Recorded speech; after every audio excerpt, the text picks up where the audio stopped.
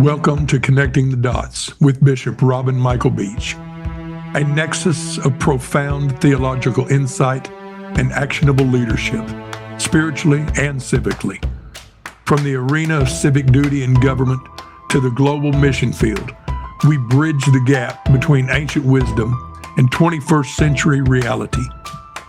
I am a spiritual architect, a scholar, and for these few moments, I will be your guide to a faith that is limitless.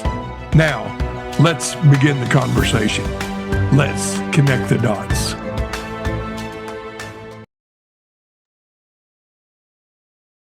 Every relationship you have ever been in has been, to some degree, transactional. You give something, you get something. That is not love. That is commerce. And the kingdom is not a marketplace. Good evening and welcome back to Connecting the Dots tonight. We embark on a profound journey this evening into the very essence of what it means to be human, what it means to connect, and what it means to truly love.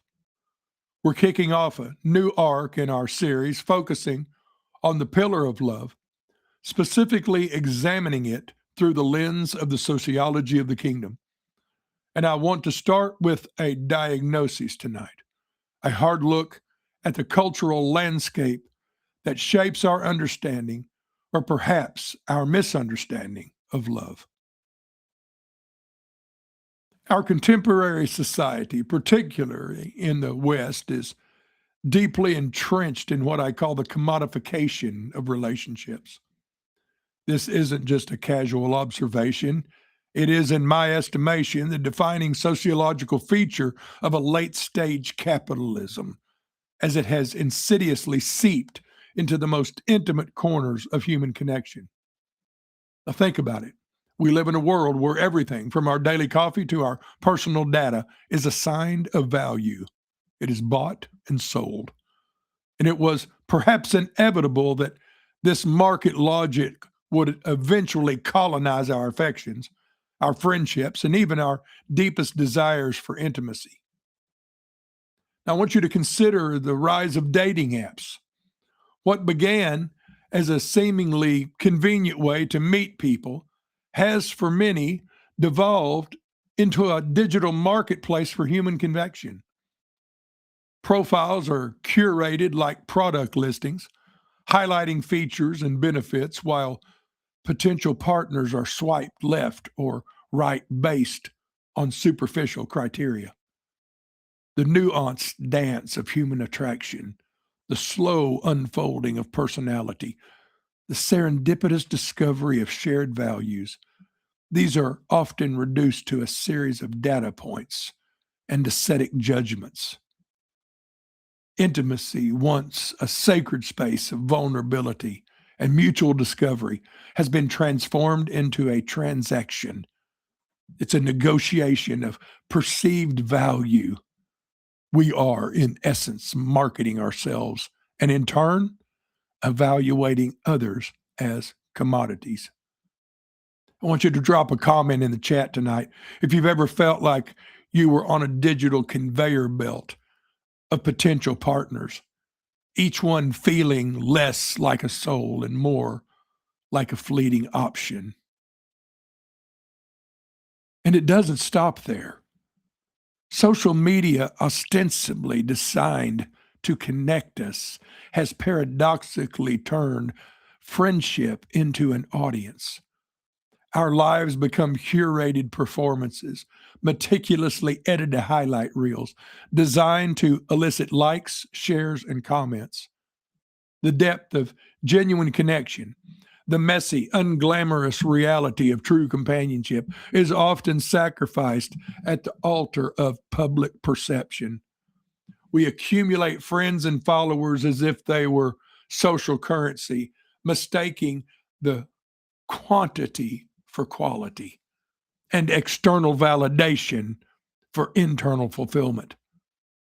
The very act of sharing, which should foster intimacy, becomes a strategic move to maintain an image, to project a certain persona. We are no longer simply friends. We are content creators and consumers in a vast, interconnected, yet often profoundly isolating digital arena. Now, furthermore, the pervasive influence of therapeutic culture, while offering many genuine benefits, has inadvertently contributed to this commodification by turning community into a service. We seek out groups, therapists, and coaches to address our individual needs, often viewing these relationships through the lens of what they can do for us. Community, in its purest form, is about mutual belonging, shared responsibility, and unconditional support. It's a place where burdens are collectively borne and joys are authentically celebrated. But when it becomes a service, it risks becoming another transaction. I pay for this therapy, I attend this group, and in return, I expect a specific outcome, a particular emotional return on my investment. See, the reciprocal, often challenging demands of true community are sidestepped in favor of a more comfortable, consumer oriented experience. This isn't to disparage therapy, which is vital, but to highlight how its principles can be distorted when applied universally to all forms of human connection. The cumulative result of this cultural diagnosis is stark and frankly, it's heartbreaking. We are witnessing the emergence of a generation that is relationally exhausted. They are chronically disappointed and deeply suspicious of any relationship that claims to be unconditional. Why? Because for many, they have simply never experienced one. They have navigated a world where every interaction, every connection, every expression of affection seems to come with an implicit or explicit price tag. Vulnerability, the cornerstone of true intimacy, has been consistently punished. Hearts have been broken, trust has been betrayed, and the natural human desire for deep, abiding connection has been met with the cold, hard logic of the marketplace. Now, this leads us to a crucial and perhaps controversial point: the hookup culture. So often described as a moral failure, it is really not merely that. It is, in many respects, a rational adaptation to a world where vulnerability is consistently punished. If opening your heart leads to pain, if investing deeply in another person results in disappointment, then a purely physical, no string attached encounter can be seen as a protective mechanism. It's a way to engage with desire without risking the profound hurt that comes from emotional exposure in a transactional relational landscape. It is a coping strategy, however flawed, for a generation that has learned, often through bitter experience, that the cost of true connection can be devastatingly high. This is not an endorsement, but it is an analysis. And it is also a call for deeper understanding of the societal forces at play. If this resonates with you and you have observed what I'm speaking about in the world around you, let me hear from you. Drop your thoughts in the chat and let's begin the conversation. Now, having diagnosed then the cultural malady, we must now turn to the divine antidote. Our cultural understanding of love is deeply flawed, and it has been shaped by the transactional nature of our society. But the kingdom offers us a radically different paradigm. And to truly grasp this, we must engage in a theological deconstruction, returning to the foundational text, specifically the New Testament's primary word for love, which is agape. Now, let's be unequivocally clear. Agape is not an emotion. This is a critical distinction that often gets lost in our modern sentiment driven understanding of love. We tend to conflate love with feelings, butterflies in the stomach, with passionate longing, with a warm, fuzzy sensation. While these emotions can certainly accompany love, they are not its essence, especially not the divine love that defines the kingdom of God. Agape, in its truest biblical sense, is a decision. It is a conscious, deliberate act of the will, a commitment to the well being of another, irrespective of their deservingness or our emotional inclination. It is the love that gives without requiring return, that serves without keeping score, that remains faithful even when faithfulness is not reciprocated. This is a love that transcends the ebb and flow of human sentiment, a love rooted in character, not chemistry. Now, to illustrate this, let's turn to the Apostle Paul's iconic treatise of love in 1 Corinthians chapter 13. It's often read at weddings, and rightly so, because it is profoundly beautiful, but it is frequently misinterpreted as a description of romantic affection. But a careful theological reading reveals something far more expansive and revolutionary. Paul does not describe agape as a feeling. He describes it as a practice. He lists it as a series of verbs, a catalog of actions and dispositions. Love is patient. Love is kind. It does not envy. It does not boast. It is not proud. It does not dishonor others. It is not self-seeking. It is not easily angered. It keeps no record of wrongs. Love does not delight in evil, but rejoices with the truth. It always protects. It always trusts. It always hopes, always perseveres. That's 1 Corinthians 13, verses 4 through 7. I want you to notice the active nature of these descriptions. These are not passive states of being. They are deliberate choices, ethical imperatives, and relational disciplines. This is not a description of romantic love, though it certainly applies to it. This is a description of a social order. Paul is outlining the operating system for the kingdom community, a blueprint for how believers are to interact with one another and with the world.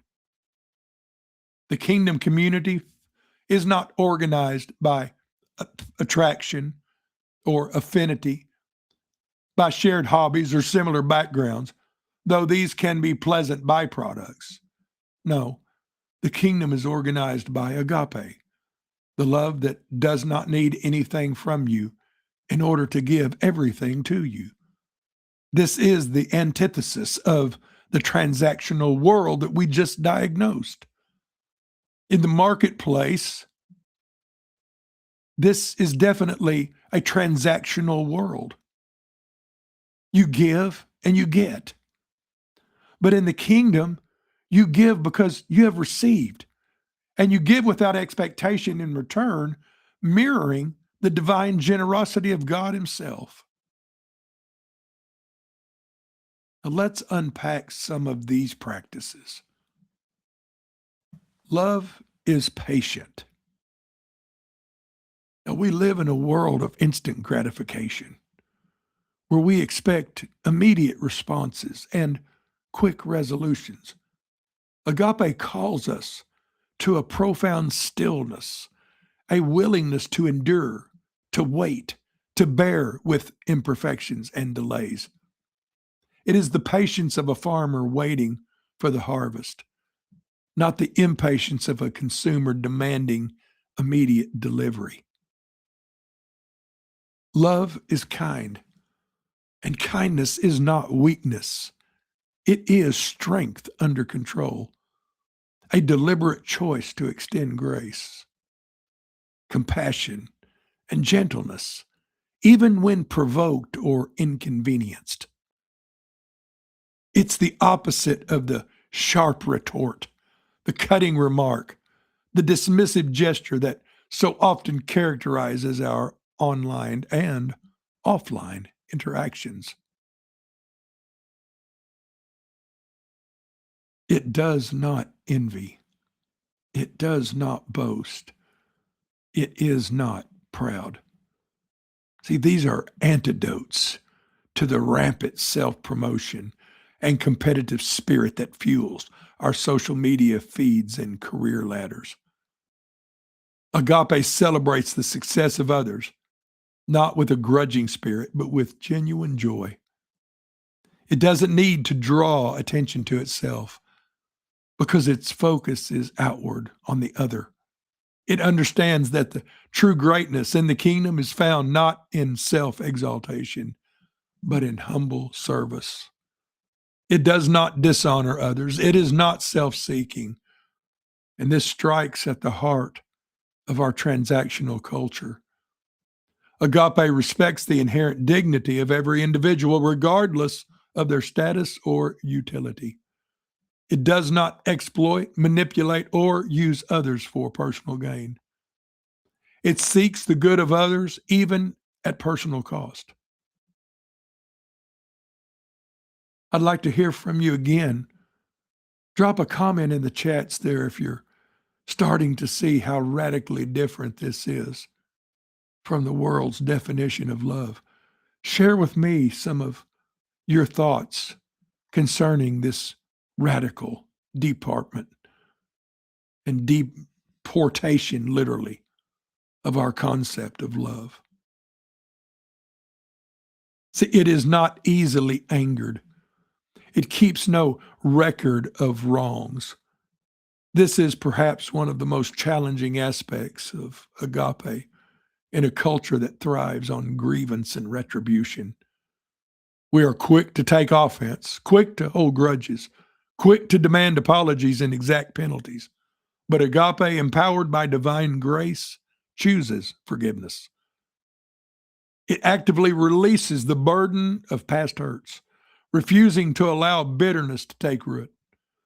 This isn't naivety. It's a profound act of spiritual liberation, both for the giver and the receiver. It understands that holding on to wrongs only poisons the soul of the one holding them. Love does not delight in evil, but rejoices with the truth. Agape is not morally relativistic.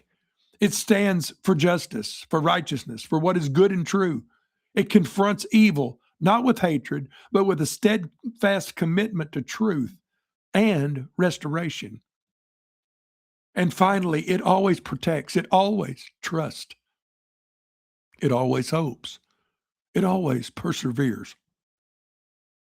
This speaks to the enduring, resilient nature of agape.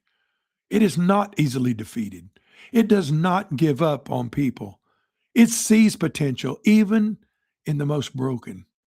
And it continues to believe in the possibility of redemption and transformation. This is the steadfast, unwavering love of God poured out into our hearts by the Holy Spirit. So, if agape is this radical, self-giving, non-transactional love, what does a community organized by it actually look like? Now, this isn't some utopian fantasy. It's a divine imperative, a tangible reality that God calls us to embody. And for our clearest historical blueprint, we need look no further other than the early church as described in Acts 2. The book of Acts presents us with a breathtaking vision of koinonia, another profound Greek term often translated as fellowship, but encompassing so much more. Koinonia is not merely casual association. It is a deep communal sharing of life, resources, burdens, and joys. It is the practical outworking of agape in a corporate setting. What did this look like? Acts 2:44 and 45 tells us. All who believed were together and had everything in common. They sold their possessions and goods and distributed the proceeds to all as any had need. This is not socialism, as some might hastily label it. This is something far more profound.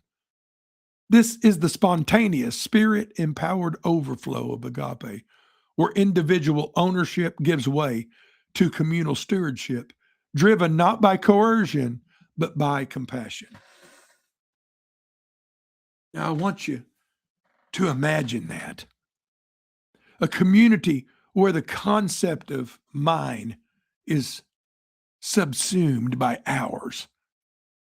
They held everything in common. This wasn't a forced redistribution of wealth by a governing authority. It was a voluntary, joyful sharing among brothers and sisters who understood that their ultimate allegiance was to Christ and his kingdom, not to personal accumulation. They met daily, not just for formal worship, but for genuine, messy, life on life interaction. They broke bread together, sharing meals, stories, and laughter, transforming ordinary acts of sustenance into sacred moments of communion. They bore one another's burdens, not as an obligation, but as an expression of genuine care and solidarity. I would like to hear again from you your thoughts. If you can absolutely imagine the transformative power of a community like that today, this koinonia, this shared life, is the most radical social experiment in human history. It challenges every assumption of our individualistic, consumer driven world. It posits that true flourishing is found not in self sufficiency, but in interdependence, not in isolation, but in profound connection. It's a community where the strong carry the weak, not out of pity, but out of a recognition of shared humanity and a commitment to mutual uplift. It's where the wealthy share with the poor, not as charity from a distance, but as an act of relational justice, bridging divides and ensuring that no one among them is in need. It's where the healed reach back for the broken, extending the same grace and restoration they face themselves and the same love that they have received. This is the kingdom made visible. This is what happens when agape is not just a theological concept, but the lived reality of a people. It's a community that offers a stark contrast to the relational exhaustion and disappointment we discussed earlier. Here, vulnerability is not punished. It is embraced as the pathway to deeper connection. Here, giving is not a transaction. It is a celebration of divine abundance. Here, belonging is not earned. It is freely given, and it is a gift of grace. And let me be clear, this is not about creating a perfect, problem-free community. The early church had its challenges, its disagreements, its moments of failure, but what distinguished them was their unwavering commitment to agape and koinonia as their guiding principles. When conflicts arose, they sought reconciliation. When needs emerged, they mobilized resources. And when persecution struck, they stood together. Their love for one another was so profound that it became a testimony to the world, drawing others into their fellowship. As Tertullian famously quoted, the pagans would say of Christians, "See how they love one another." This was not an accident. It was the intentional, spirit-led construction of a new social order. We are called to nothing less. We are called to build communities, families, and relationships that reflect this agape-driven koinonia. It requires intentionality, it requires sacrifice, and it requires a willingness to lay down our own preferences and agendas for the sake of the collective good. It means actively resisting the commodification of relationships in our own lives, refusing to treat people as means to an end, but always as ends in themselves, created in the image of God. It means cultivating a generosity of spirit, a readiness to serve, and a commitment to forgiveness that defies the logic of this world. Are you ready to be a part of building such a community? If so, let me hear from you. Let's share ideas. Let's begin a conversation. Because you were not made for a transaction. You were made for a covenant. And the difference is everything. Thank you for joining me on Connecting the Dots. Until next time, may the agape of God transform your relationships and empower you to build communities of koinonia. God bless you all tonight, and we'll see you again next week.